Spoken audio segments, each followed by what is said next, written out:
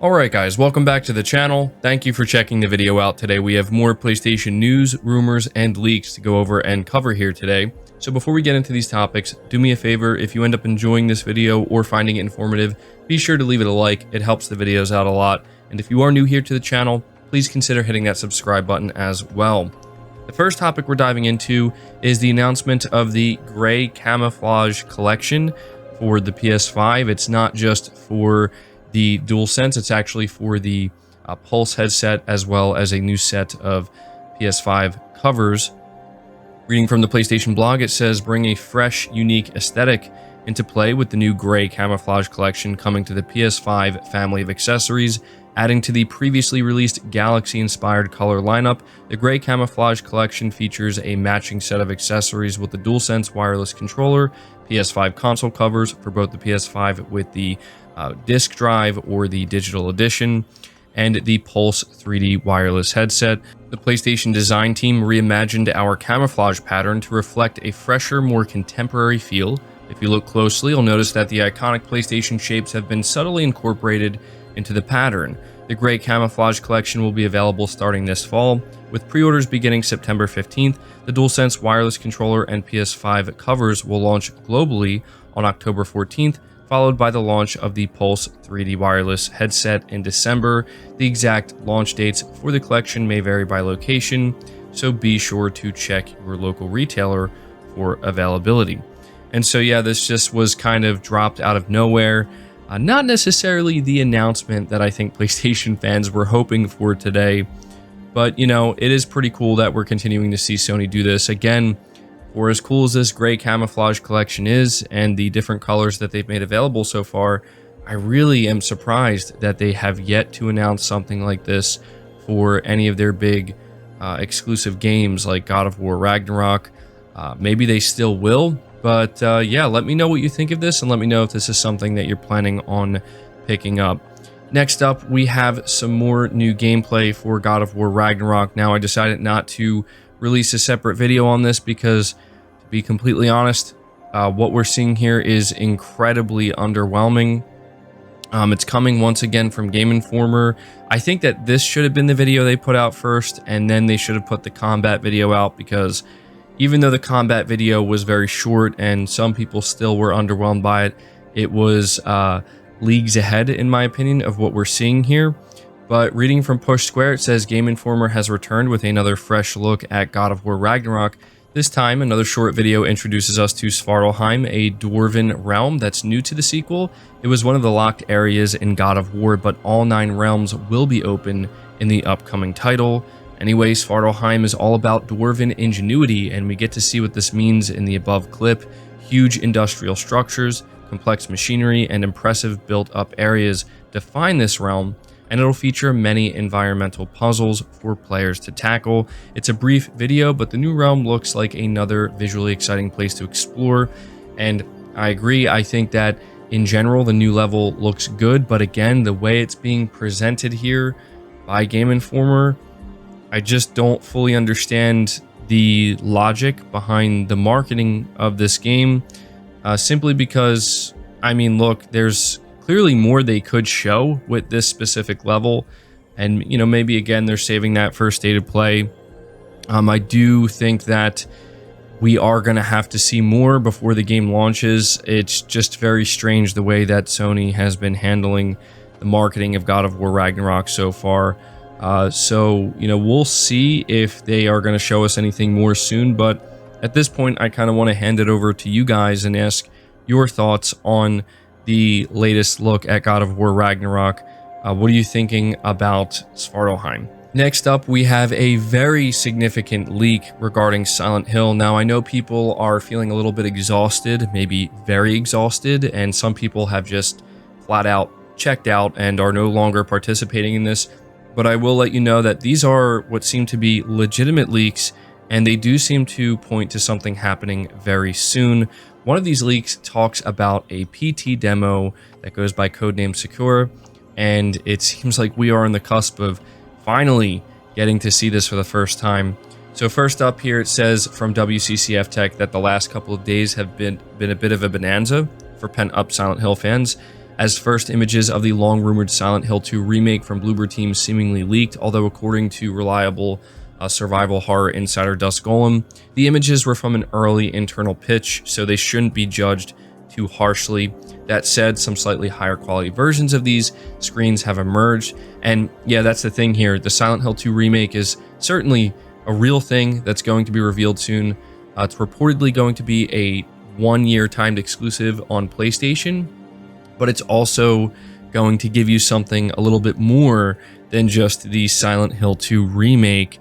And it says here that that's not the only Silent Hill leak making the rounds. Rumors have circulated that several Silent Hill projects are in the works, including a full sequel and a new playable demo similar to Hideo Kojima's infamous PT. It seems some new concept art for the latter has made its way online, seemingly showing a book or diary theme with the main character's skin peeling away to reveal pages of notes. There also looks to be enemies made up of bunches of the same. And, you know, this is where, in my opinion, things get very interesting. It says the latest leaks seem to indicate the Silent Hill Sakura demo will be a PS5 exclusive, like the Silent Hill 2 remake that is rumored to be, and was originally set for 2021 or to release in 2021. We still don't know who's developing this project. Dust Golem once again chimed in on Reset Era, discussing the new Sakura pics, saying that he's heard of a larger Sakura leak that is circulating in private circles, and it may include full story spoilers. And it says here that considering Sakura is supposed to be a small PT-esque free demo, you know, we're not really sure that the spoilers would be that big of a deal. But, you know, I think they would be. You know, this is where I don't want to see anything more leak out. This just seems to be confirming that, you know, again, Silent Hill 2 remake is real, but this Sakura PT-like demo is also real, and apparently this demo is going to link to some way to the proper sequel, Silent Hill 5, which again, we know that Bloober Team's working on Silent Hill 2 remake, and people feel very mixed about that. I'm hoping for the best with that. Things can go wrong, that's for sure, but people, I think, are also very curious. Who's the developer behind Silent Hill 5? We've had many rumors, many of which I'm not going to, you know, cover here once again because we've talked about it ad nauseum. But this PT-like demo is apparently real. It's getting ready to be revealed soon. It's going to be on PS5 only, and it's going to have something to do with Silent Hill 5. We have no idea. We have no idea who's developing it. So there you go. That's the latest round of leaks. And if any story stuff starts to leak out and we start to kind of get more information that really starts to spoil the surprise, I'm probably not going to cover that. I don't want to be spoiled myself. So just be on the lookout for that. At the very least, maybe what you can take away from this, even if you're done with the whole thing, is just be aware that, you know, more stuff might leak out. You might want to try to avoid it. Next up, we're talking about Naughty Dog and how they are apparently teasing their next IP in The Last of Us Part 1. This is reading from PlayStation Lifestyle. And it says The Last of Us Part 1 players have found what they believe is a teaser for a new Naughty Dog game, which is long rumored to be a fantasy title. The studio has made no secret of the fact that it's creating a new IP, with Neil Druckmann confirming his involvement. Fortunately, the project hasn't become the victim of leaks like recent Naughty Dog games, so all we have to go by are clues that fans have put together. In January 2021, a Naughty Dog concept artist published images on ArtStation that gave birth to speculation that the studio was working on a fantasy-themed IP. The artist quickly dismissed those rumors and said that he was merely inspired by Assassin's Creed Valhalla, and now these new images are ramping up speculation once again because they do look like they are of a fantasy nature. And it's worth noting that the Naughty Dog artist who originally put out those fantasy-themed pictures on ArtStation, they said inspired from new game, and that's all they said. He didn't mention Assassin's Creed at all. He only mentioned Assassin's Creed when people began to kind of assume that this was a tease of their next game. And so the final thing I want to read here is it said, if true, this wouldn't be the first time that Naughty Dog has hid teasers for its next IP in a game. In 2011, the developer added an Easter egg for The Last of Us in Uncharted 3, Drake's Deception. It didn't entirely go unnoticed, but it wasn't until later that fans picked up on what the Easter egg was referring to. And that is something that is worth pointing out here. This is not the first time that Naughty Dog has done something like this.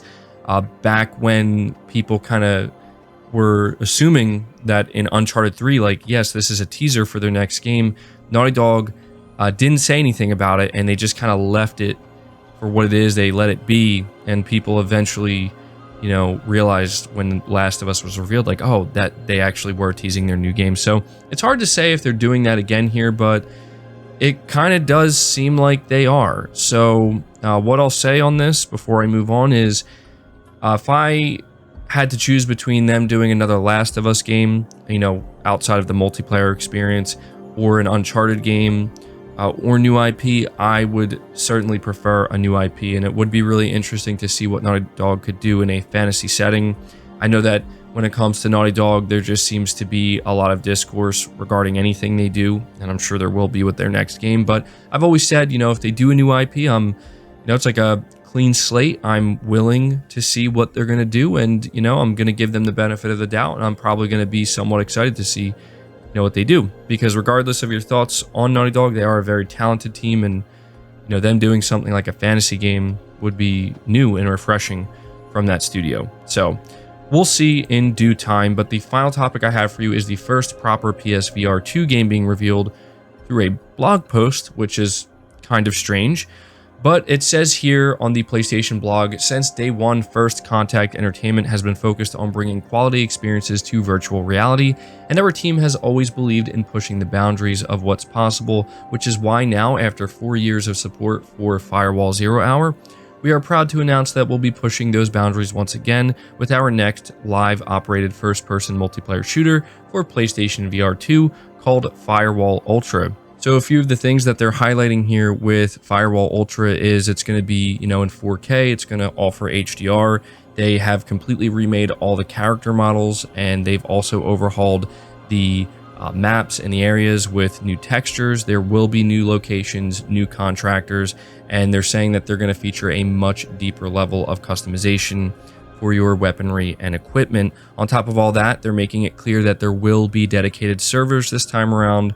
They're adding rounds to the game now, so each match will now be best of 3, and they're adding an entirely new PvE experience, and they also let us know that they're going to have future content planned post-launch, such as new contractors, maps, and weapons. Their new features such as eye tracking will enable you to intuitively swap weapons and bring up HUD indicators through the cameras that are built into the headset. So it sounds like they're going all out with this game. And the one thing I do want to highlight here at the bottom is they say we're looking forward to sharing gameplay with you soon. Now, I want to point that out specifically because, you know, I'm sure many of you are well aware that PlayStation fans are becoming a little bit impatient, rightfully so, I think, at this point, kind of wondering, you know, when is Sony going to announce this showcase? You know, we're seeing the first proper VR2 game revealed in a blog post, incredibly underwhelming. But I think what they're saying here at the bottom, saying that they're going to be sharing gameplay soon, well, that could be where we see the gameplay, the upcoming PlayStation showcase. That's not a guarantee, of course. That's just speculation on my part. That's all I can do right now. But yeah, let me know what you guys think of Firewall Ultra. It actually sounds like it's going to be pretty awesome. So yeah, at this point, I'm just eager to see and learn more about PSVR 2. But that does it for the video, guys. I hope you did enjoy it. I hope you did find it informative. Leave it a like if you did. Subscribe if you're new. Hit the bell notification icon, and feel free to share the video out on top of all that. But until next time, guys, take care.